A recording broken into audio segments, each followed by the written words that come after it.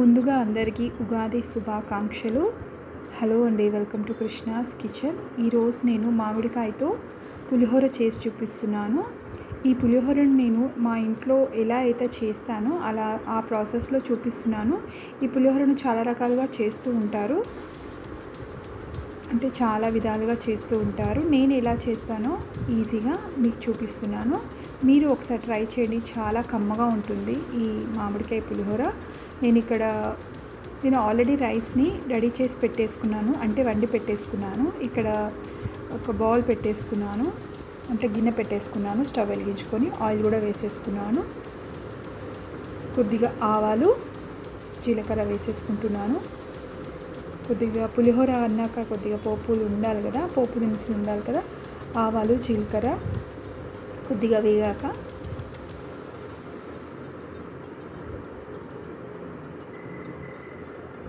గుప్పెడు పచ్చిశనగపప్పు వేసేసుకున్నాను.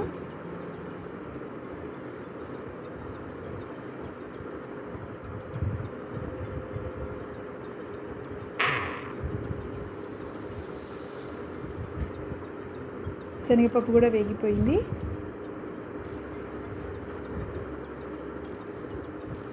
రెండు గుప్పెళ్ళు పల్లీలు కూడా వేసేసుకున్నాను, అంటే 2 టేబుల్ స్పూన్ పల్లీలు వేసేసుకున్నాను. పల్లీలు కొద్దిగా ఎక్కువగా ఉంటే పిల్లలు ఇష్టంగా తింటారు కదా, అందు గురించి 2 టేబుల్ స్పూన్ పల్లీలు వేసుకున్నాను.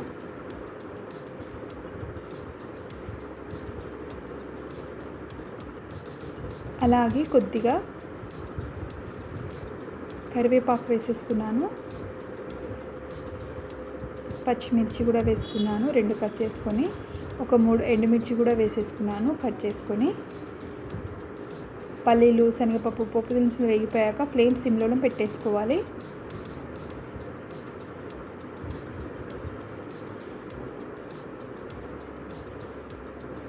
ఫ్లేమ్ మీడియంలో ఉన్నా మాడిపోయే ఛాన్స్ ఉంటుంది కాబట్టి ఫ్లేమ్ పూర్తిగా తగ్గించేసుకోవాలి.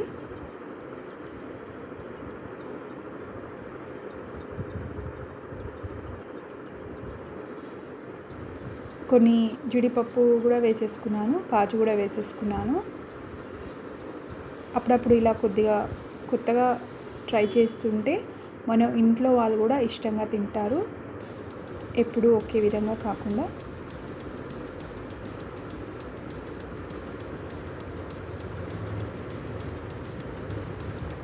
పసుపు కూడా వేసేసుకుంటున్నాను.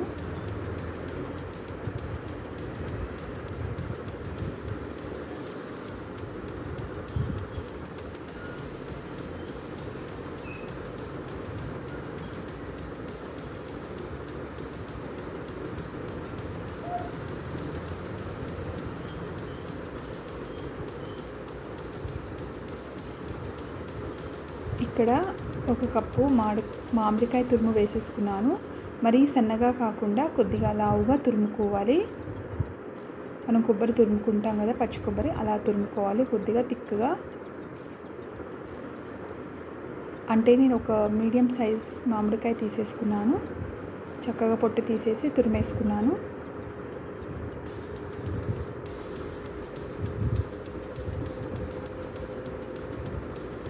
పోపుని ఎంత బాగా వేయిస్తే అంత కమ్మగా ఉంటుంది పులిహోర.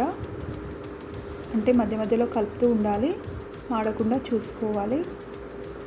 ఒక 2 నిమిషాలు అలా వేయించుకోవాలి. మామిడికాయ తురుము వేసుకున్నాక ఉప్పు వేసుకున్నాను కొద్దిగా.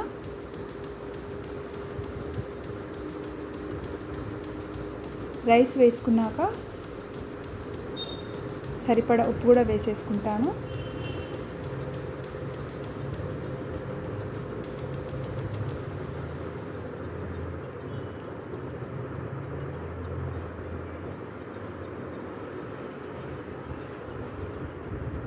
ముందుగానే వండుకున్న అన్నం వేసేసుకున్నాను.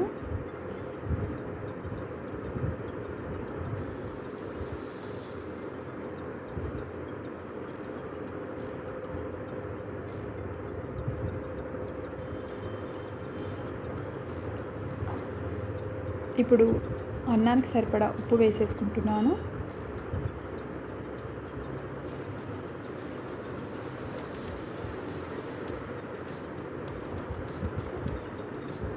పోపంతా బాగా పట్టేటట్టు కలిపేసుకోవాలి రైస్నంతా.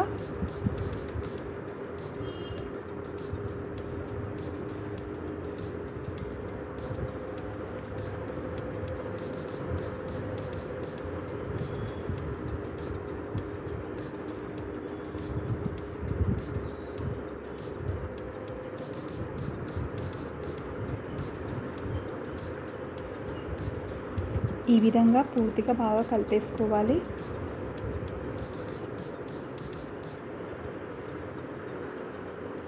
కొద్దిగా కొత్తిమీర వేసేసుకుంటున్నాను. సన్నగా తురుముకున్న కొత్తిమీర కూడా వేసేసుకున్నాను.